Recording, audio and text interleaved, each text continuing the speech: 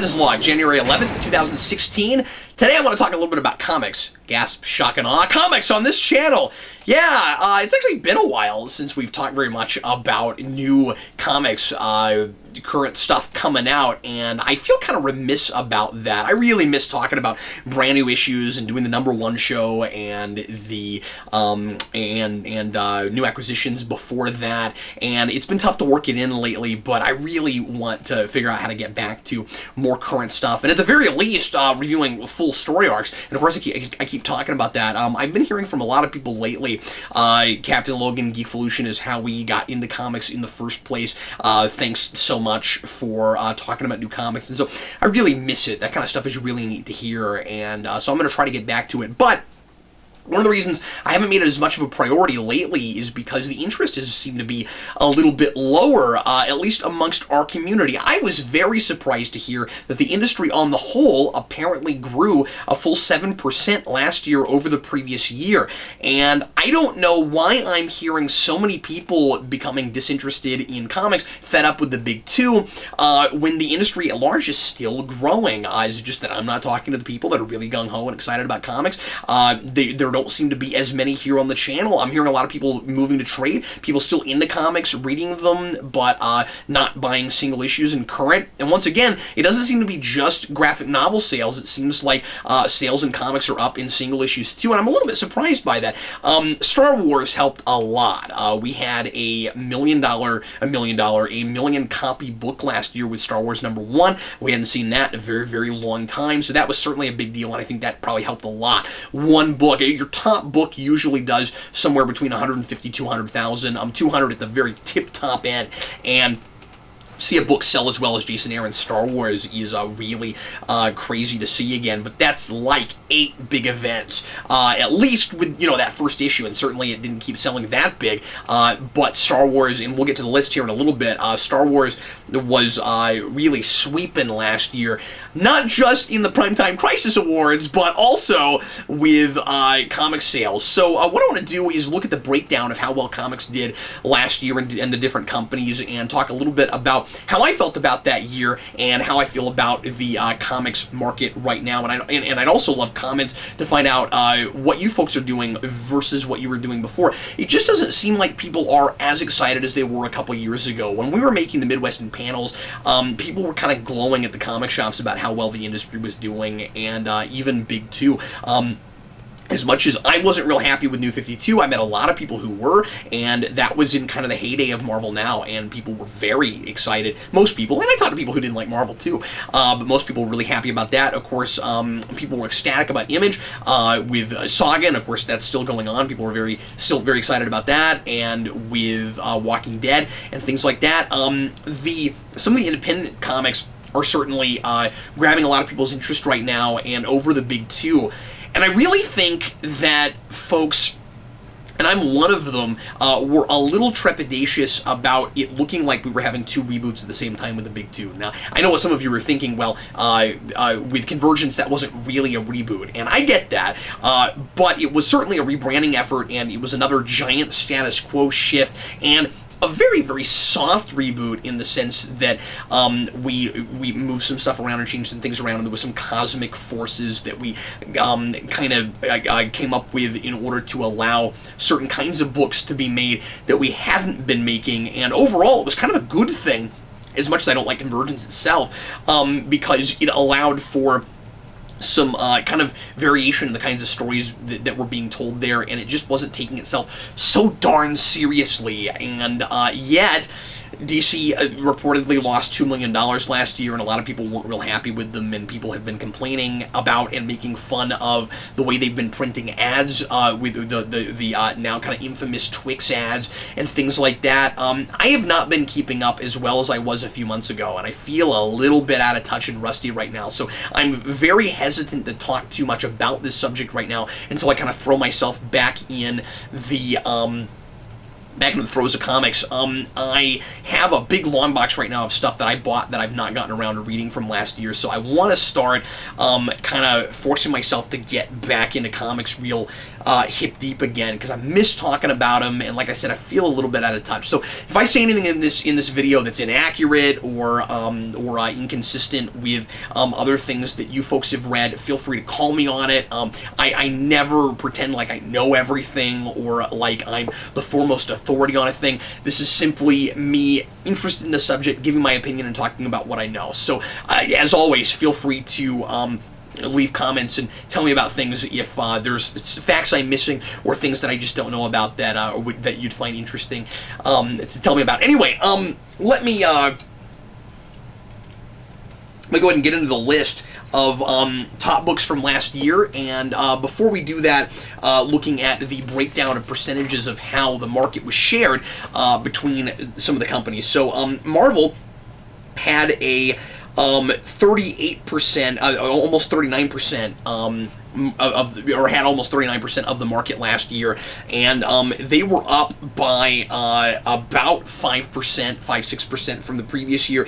DC, almost 26%, and they were down by a few points, which once again, considering how much money they lost, is surprising, and yet, considering how down people have been on DC overall, and understand, this is not me DC hating, they have had some books lately that I have really enjoyed. It's just overall I'm not any more excited about them than I was during the 52 days, and I'm actually kind of reading less right now. I dropped Green Arrow, for instance. The team that's on that right now is just okay, but it seems like they're trying to recreate what Lemire was doing, and it's just not. Was it Lemire and Sorrentino? And it just wasn't. It just wasn't really gelling with me, and it felt a little bit too like messagey and stuff. It just wasn't quite working. So there's some things like that where they're trying, but it's not great. A lot of things I'm enjoying from DC continue to be out of continuity stuff like Batman 66. And then let's look at some of the other publishers. Image Comics got almost 10% of the market share, which, considering that company and create our own stuff, that's remarkable. I would be surprised if it didn't go up even more this year. IDW got almost 6% of the market share. Dark Horse only 4%. Boom 2%. And they're doing a lot of stuff that people are really enjoying, but a small bit of the market share. And Dynamite pretty much tied them with a little bit less than 2%.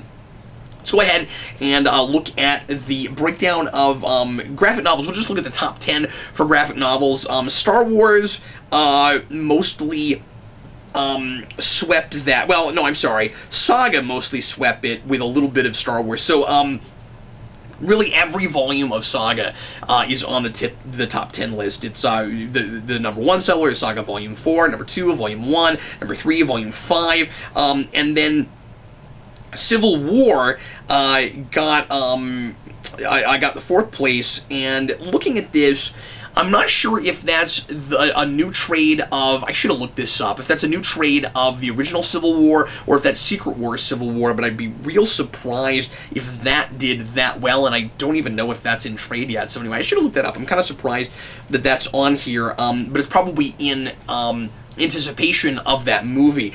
The Walking Dead Volume 23 got 5th place. That Killing Joke Special Edition hardcover got 6th place, to really no surprise. Saga Volume 2, number 7.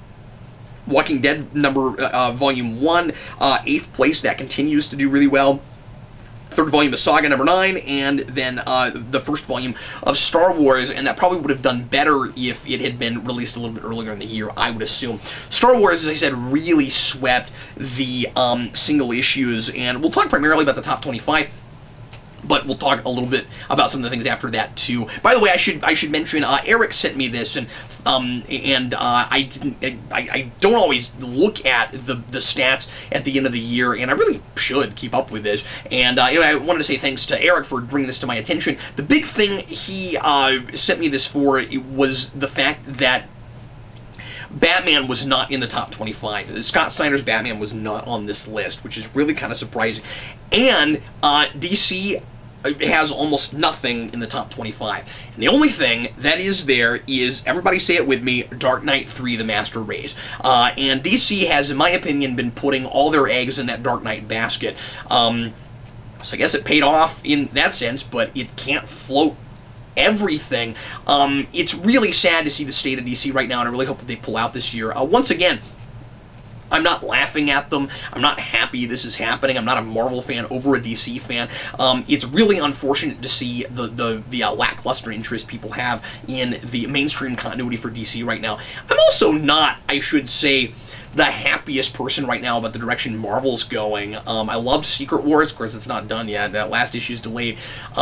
The things that are going on in that last issue are so important that they have put out a detailed description of what happens in it so that no one is lost moving forward. Secret Wars... One second. Secret Wars was wonderful. The status quo of Secret Wars was wonderful. I was reading a lot of the tie-ins. They don't feel like tie-ins. A lot of them feel like big events in amongst themselves, and really neat retoolings of some of the stories. And really, sometimes, like with the case of Infinity Gauntlet, entirely different stories that have almost nothing to do with the stories of the big events that they're kind of redoing.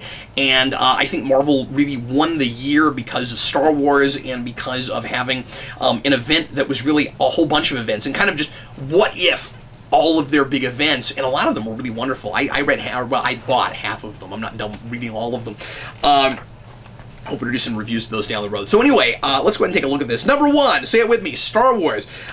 Secret Wars number 1 got the second place spot. This is bizarre to me. The third place spot was from Boom, and this probably helped their company a lot that year with getting their 2% of the market share. Boom, and some of these cartoon comics have been doing really well. I don't know if this is true. I should look this up too. Somebody told me that the My Little Pony book that came out a couple years ago sold 1 million copies. Is that true? Did it do that well? I heard it did. It did phenomenal. That book from IDW. Anyway, Bravest Warriors: Tales of the Hollow John. I didn't even hear about this. It did well enough to get the third place spot. Over Orphan Black, which sold really well too, and that show's really popular. Really? Okay. Dark Knight 3: The Master Race got the 5th place spot. Was beat out by a one-shot based on Bravest Warriors called Tales of the Hollow John, which, yes, I looked this up, is about a toilet with magic powers. Yeah, my voice is going. Alright, so Star Wars Vader Down number 1 got the 6th place, which is amazing. That came out much later in the year. Darth Vader number 1, Vader Down beat out Darth Vader. That's interesting. I guess because it's really important for the main book, so if people picked up on that and they weren't even reading Darth Vader, I could see them buying that even over Darth Vader. But then the Darth Vader book should be doing really well too, because then Vader Down is a story arc that goes across those, and it's a cross-series book. I should also mention that one of the things I love about Star Wars is that it feels like a consummate Marvel book. So even if you're not reading any superhero comics in Marvel and you're not loving the direction, and when I said I'm not loving their direction, I'm all over the place right now. When I said I wasn't loving their direction, I should probably elaborate a little bit and say that the big reason is, as I've been saying a lot, it just feels too much like ads for movies that I'm already seeing, and $4 ads at that, and most people that are reading superhero comics are going to those movies. So why does everything have to look the same? Why are we doing this backwards and basing our comic stories on movies, and often movies that haven't even come out yet? It's okay to put out stuff for the things that are really popular. I'm not irritated that suddenly Howard the Duck became a thing again because people were really excited about or people really loved that after credit scene in Guardians. Yeah, that's totally cool. Whatever. There's interest now. I don't mind that there was a comic book based on that TV show. What I do mind is getting rid of things people really like, and really putting Fantastic Four not just in the background, but just not around as a team anymore, and having the X-Men 2 mixed up with the Inhumans. I know some people don't mind that. It bugs me. It really feels like kind of pandering for the movies, and I've already got those. It's really difficult to get excited about it when it feels a little bit like we rebooted kind of just to make everything look like the movies. Now, you can point to a lot of things and be like, yeah, but then, like, Thor's a girl right now, and yeah, there are definitely numerous exceptions, and yet a lot of things I love seem to be being being affected majorly by this. So it's maybe not entirely a fair criticism across the board, but it sure looks like a case of mostly trying to create, this consistent branding all the way across. And I don't know why people can't just tell good stories and try to create the new thing in print that the movies are going to want to borrow from later on. But as far as Star Wars goes, if you're not reading superhero comics because you have some of the same issues I have or other issues, it's not a superhero book. I mean, it's certainly a science fantasy book. It's certainly Star Wars, and it is very authentic.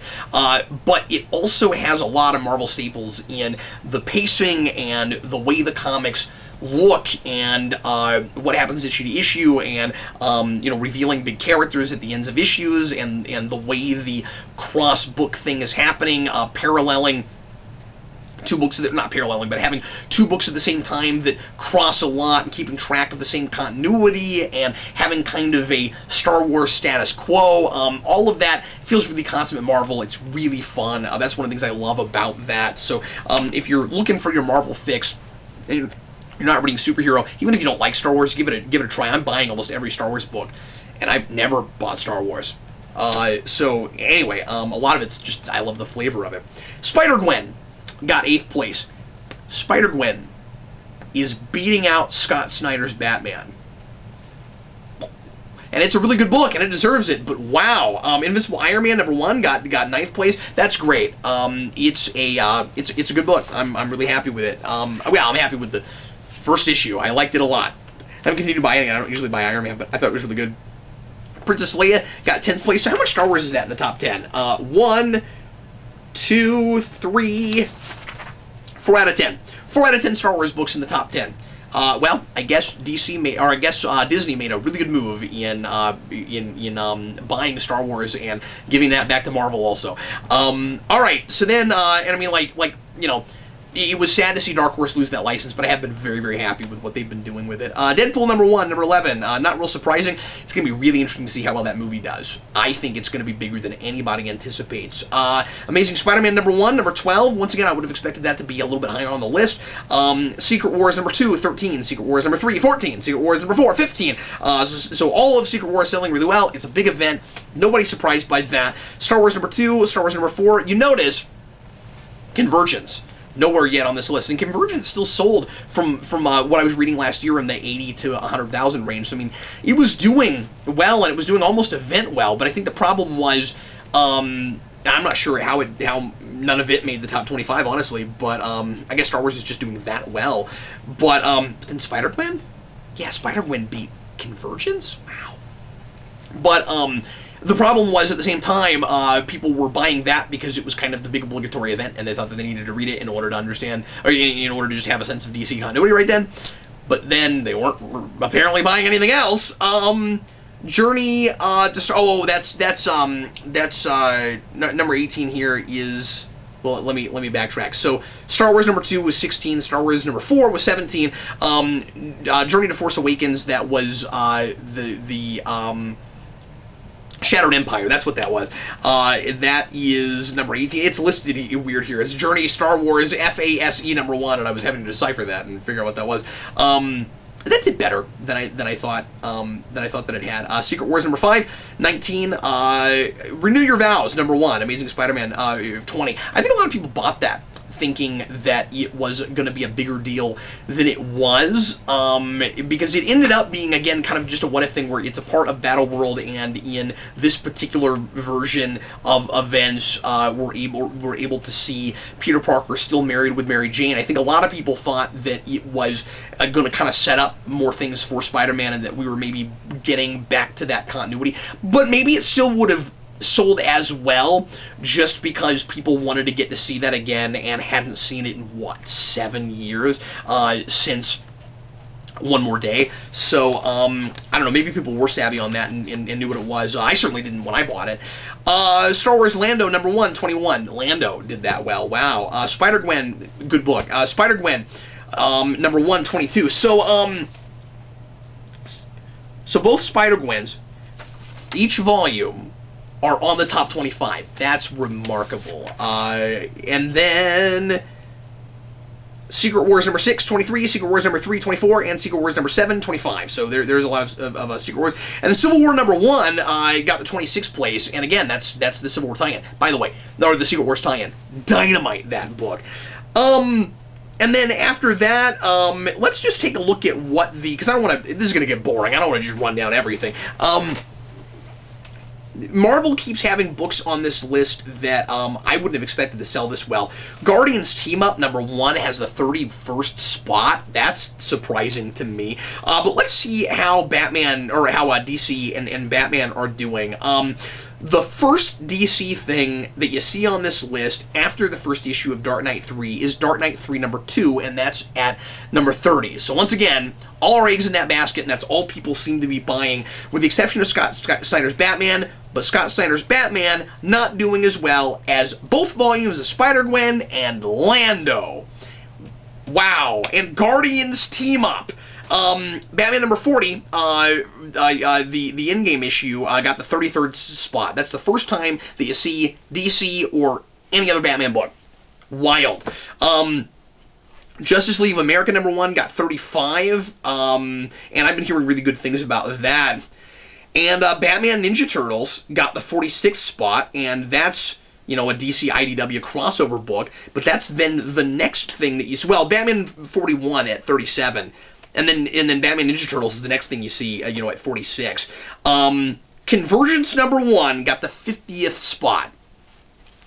DC had a really rough year, and it's going to be interesting to see if they can find some way to pull back, to pull out of it this year. I really hope that what I was hearing from them last year isn't going to end up being true. The way they're going to try to solve their financial woes is by just trying to suck more money out of the people that are already buying books with them, because more people are going to leave when they do that, I think. They've got to really focus on the quality of it and really take some risks and keep being creative like they were after Convergence. It wasn't those weird creative books. It wasn't We Are Robin and you know, the way that Batgirl was being written. You know, they keep talking about Batgirling. It wasn't that, and they're saying we're not going to do that anymore. It wasn't that kind of stuff that hurt them. It was Convergence. It was people. It was losing consumer confidence. It was people not trusting them to keep any kind of status quo for any amount of time, and they were afraid of getting invested in characters. I think that would be my guess. But I don't know anybody reading very much in DC right now at all. Then again, as I said, I don't know very many people that are keeping up with current and single issues anymore. I'd love to know what you folks think about that. About some of the numbers that I threw out and the and that list of the top 50. And what are you doing? Or how excited are you about comics right now? What's your favorite thing going on? Like I said, there's some really cool independent stuff going on right now. I love Klaus. That is Grant Morrison's origin for Santa Claus. It's excellent, and I really want to review that when it's over. I really liked, I was finding a lot of really cool stuff when I was doing the number 1 show, and I really want to start exploring again, because the things that are really exciting seem to be primarily outside of the big 2 right now. So this is not me saying that comics are in a horrible place and no one should be reading. This is a wonderful time for comics. I think also that there's so much coming out, and there are so many different things. Oh, I didn't mention Paper Girls. That's probably my favorite thing. Vaughn, that's probably my favorite thing right now, outside of mainstream things that I'm reading. But anyway, and again, I have a bunch of stuff I gotta catch up on. But this is, like I said, this is not me saying that there's nothing interesting in comics right now, and that the whole thing is caving and who cares. I haven't not been reviewing because I'm not interested in comics right now. There's so much to review. I mean, a lot of it is when I was doing the number 1 show, I was trying to review every number 1 that came out to help people decide what they might want to get at the shop, and it ended up just being too many books to get it all done every week. It was really kind of tough, and I might try to go back to it and scale it back and not do every book. Certainly it doesn't have to be an all or nothing thing, I realize, but like I said, there's so much variety right now. It kind of makes me wonder if one of the reasons that I'm not hearing more from people, all reading some of the same things, is that everybody's just kind of fragmented reading different things because there's so much stuff for all of us, and that's a really good problem to have. I'm hearing a lot of people that used to only read superhero comics that are only reading things that aren't superhero right now. So there's a lot of things that the industry is offering people right now, whether you love dark fantasy or science fiction or superhero stuff that's more off the beaten path and not just your big two, or mystery stories, noirish stuff, etc., etc. The list goes on forever. That's all I'm going to say about it for now. Like I said, I really want to get back to doing more stuff on comics. I've got a vault coming out soon on the second volume of Y the Last Man, speaking of Brian K. Vaughan, so look forward to that soon, and I'm going to try to get to more of that stuff eventually, or in the not-too-distant future. So anyway, thanks a lot for watching. Hope you enjoyed it. I'm Captain Logan, and this concludes today's Captain's Log.